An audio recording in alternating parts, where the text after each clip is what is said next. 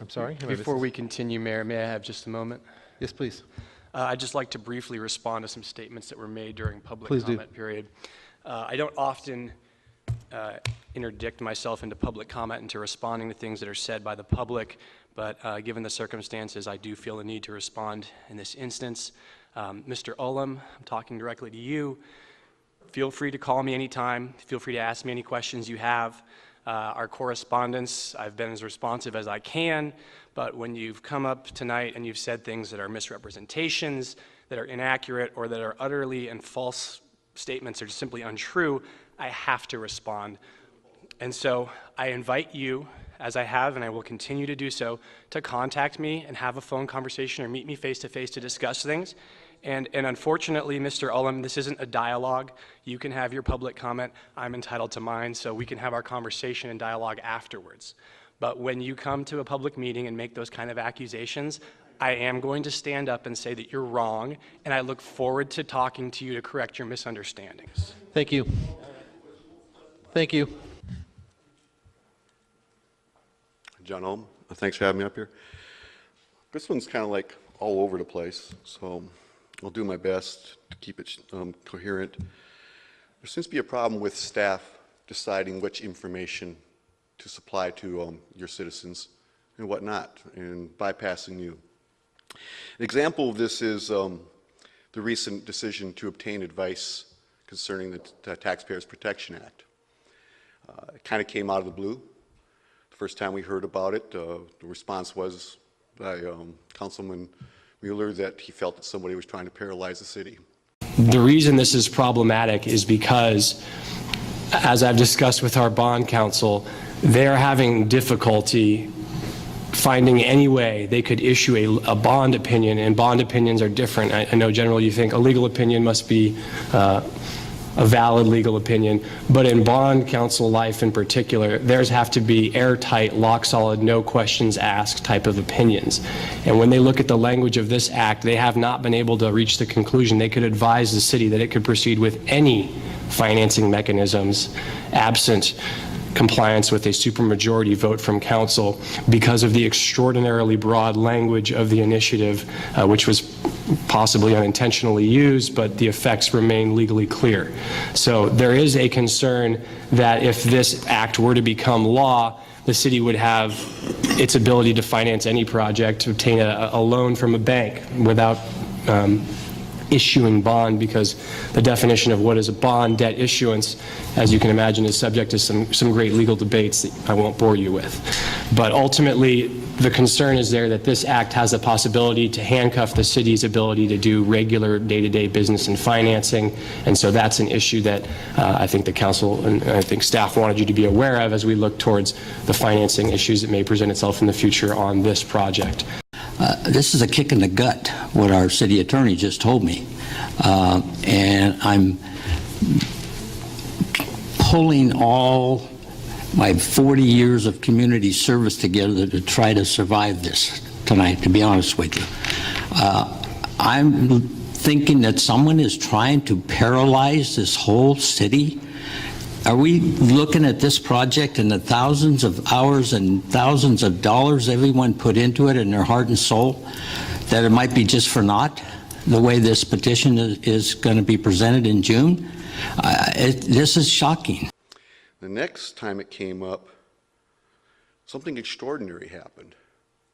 Staff wanted to release attorney-client privileged advice.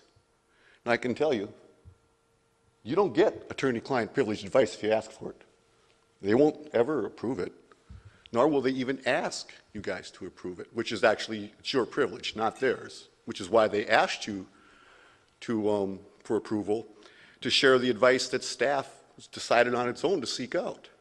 So moved. This is to release the letter from Jones Hall, the bond attorney, the bond advisor, to the public. Is there a second? Second. Motion is second. All those in favor say aye. Aye. Aye. Passes 5-0. Please continue, sir. And so the timeline went basically, citizens decided they wanted to have a Taxpayer Protection Act. So they wrote up a ballot measure, submitted the text to the attorney. I think it was a different attorney then, Mr. Condotti was in, who did an analysis of that text. Brief bit of background first. Let's talk about April 2015, when the city first received notice of an upcoming ballot initiative. The city responded, prepared a ballot title and analysis. And then that approved it, or whatever it is that they do. And then we went out and collected 947 signatures. And that measure went out to the people. I guess they didn't think we were going to get it, but they did. So the city was then given a choice, either make it the law of the land or let it go on a ballot measure. And you chose to let it go on a ballot measure. The petitioners gathered enough signatures, submitted the information to the city, which was forwarded to the the county elections office. Ultimately, it qualified and was brought to council either to adopt or to place on the ballot. Council acted to place it on the ballot. Then apparently, while discussing the finances of the library, Mr. Galagli found out that the people who were going to provide that financing or were consulting on it became concerned about the Taxpayer Protection Act.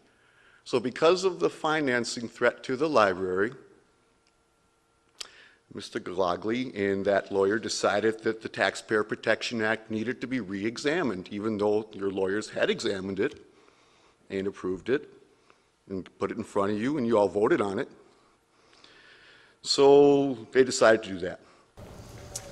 In the interim time, city staff who were meeting with financial advisors regarding the library project made that financial advisor aware of the upcoming ballot initiative. And at that time, our financial advisor raised a bunch of red flags and indicated we needed to seek expert bond counsel advice on this.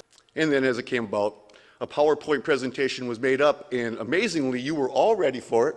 And when the staff asked to share it, 5-0, you guys decided to share it.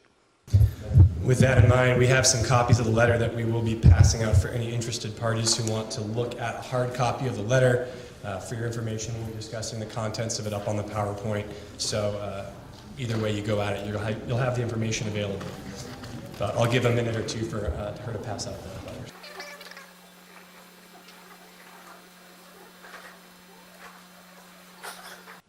So I was thinking, well, if they're willing to share the advice, I'd like to see what it cost, how it came about, who instigated it. Well, staff decided they didn't want to provide that. Matter of fact, I think it was Jessica Blair. I'm sorry, I don't know who did it, but when your name is on it, asserted attorney-client privilege, which is not hers to assert.